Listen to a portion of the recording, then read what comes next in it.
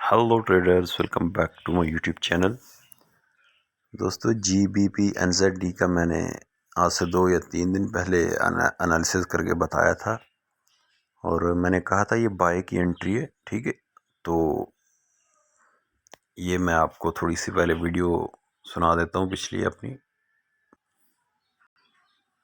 और ये RSI आप देख सकते हैं। ये वीडियो मैंने अपलोड की है, आपको थोड़ी सी सुना देता हूँ किस तरह डाइवर्जेंस बना रहा है। तो ये अच्छी एंट्री हो सकती है बाय के लिए। अगर आप बाय लेना चाहते हैं तो अपना स्टॉप लॉस ऑफिशियली यहाँ पे रखेंगे। ये जो हमारा एक सपोर्ट है इसके नीचे रखेंगे और फर्स्ट टेक प्रॉफिट आप यहाँ पे रख सकते हैं। ठीक है, तो ये अच्छा एक रिस्क रिवॉर्ड हो सकता है। हाँ तो दोस्तों, मैंने छोटा सा आपको क्लिप सुना है। तो ये चूँकि डेली का टाइम फ्रेम है, तो मैं अगर H4 में जाता हूँ तो ये वो एंट्री थी हमारी यहाँ पे। तो ये मैंने फर्स्ट अपना जो टारगेट ये बताया था।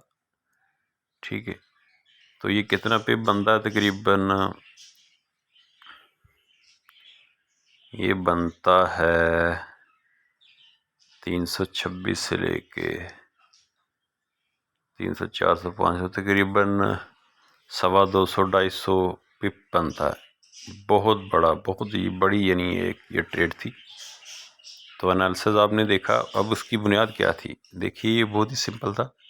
अगर मैं वीकली पे जाता हूँ तो यहाँ पे हमें मिलेगा ये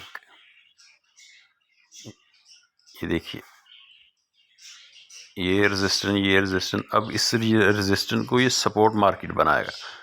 हमेशा जब पीछे 2 रेजिस्टेंस आ जाएं या सपोर्ट आ जाएं तो आगे मार्केट हाई चांस है ये सपोर्ट बनाएगा। ठीक है, सेकंड, ये डेली में डबल ये बॉटम बन रहा था।